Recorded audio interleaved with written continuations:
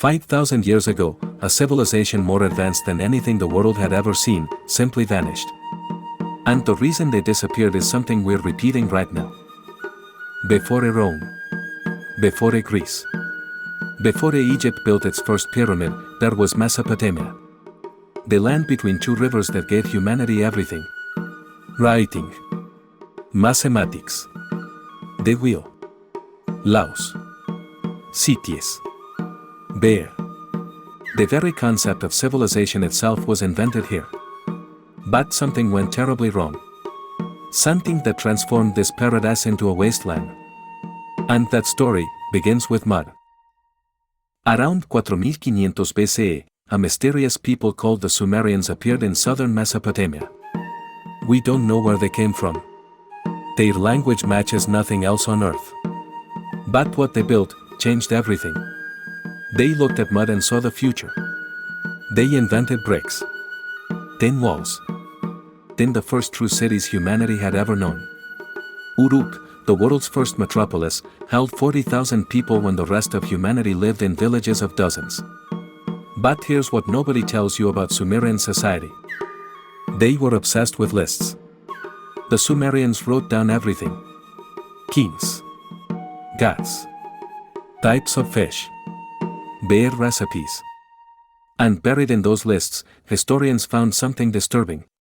References to a great flood that nearly wiped them out. Sound familiar?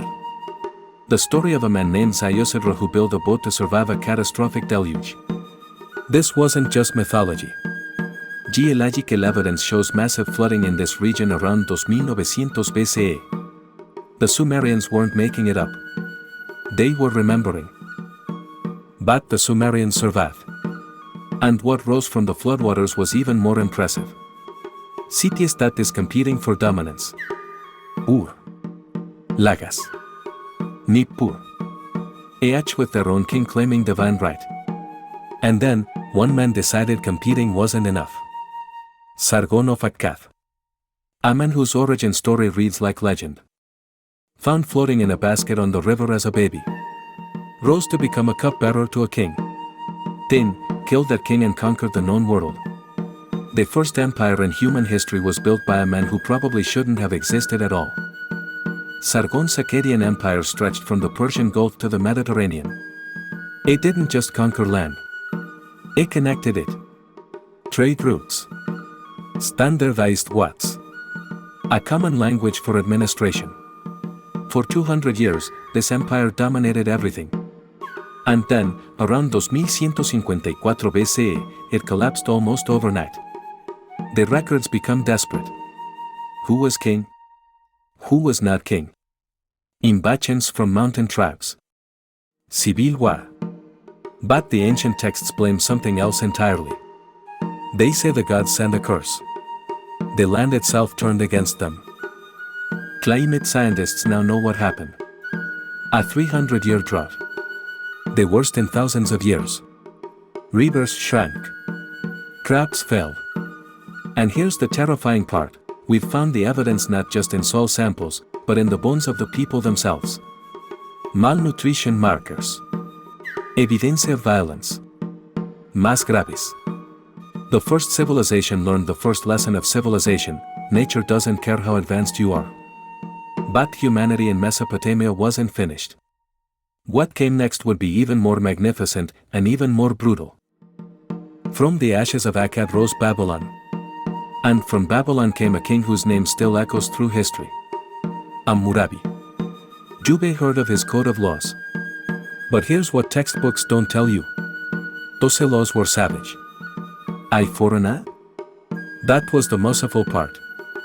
If a building collapsed and killed the owner's son, the builder's son would be executed.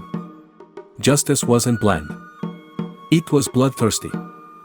Yet this same king who demanded such brutal punishment also established the first minimum wage, protected women's property rights, and created the first recorded insurance system. Hammurabi wasn't civilized or barbaric. It was both. Used like us. But Babylon too would fall. And rise again. And fall. The land between the rivers became a prize everyone wanted. The Assyrians came next, building the most feared military machine the ancient world had ever seen. They invented psychological warfare. Impaling prisoners along roads so enemies would see what awaited them. They documented their own atrocities proudly in palace reliefs that survive today. And yet, these same people built libraries, preserved knowledge, created art of stunning beauty. The Assyrians were history's first superpower. And they were destroyed not by a greater army, but by their own cruelty. Their subjects united against them with a hatred so deep that when Nineveh fell, the entire city was erased. People celebrated for generations. One final kingdom would rise in Mesopotamia. Neo-Babylon under Nebuchadnezzar II. The Hanging Gardens, one of the 7 wonders. The Ishtar Gate, covered in dragons and bulls of gleaming blue. A city of 1 million people when Rome was still a village of huts. But Nebuchadnezzar made a fatal mistake. It destroyed Jerusalem's temple and exiled its people to Babylon. Those exiles wrote about their captivity. Their writings became the Bible. And because of that, Babylon would be remembered forever as a symbol of evil. The greatest city of its age, condemned for eternity by the people it conquered. In 539 BCE, Cyrus the Great of Persia conquered Babylon without a fight. The priests simply opened the gates. And just like that, 4,000 years of Mesopotamian civilization ended. Not with a dramatic last stand. We surrender. The land between the rivers continued to exist, but it was never independent again. Persian, Greek, Roman, Islamic, Ottoman. And today, much of ancient Mesopotamia lies beneath modern Iraq, a land torn by the same conflicts over power and resources that destroyed empires millennia ago. We've learned their writing, decoded their language, excavated their cities. But have we learned anything at all? The Sumerians invented writing so their stories would never be forgotten. For 3,000 years, those stories were buried in sand. Waiting. Now we can read them again. And what they tell us is uncomfortable. They rose by mastering their environment. They fell when they couldn't adapt to change. Climate. Conflict. The hubris of thinking they were too powerful to fail. 5,000 years later, we tell ourselves we're different. The land between the rivers knows better. If this story made you think differently about where we came from, subscribe to Thrones Forgotten. Because history doesn't just repeat. It warns.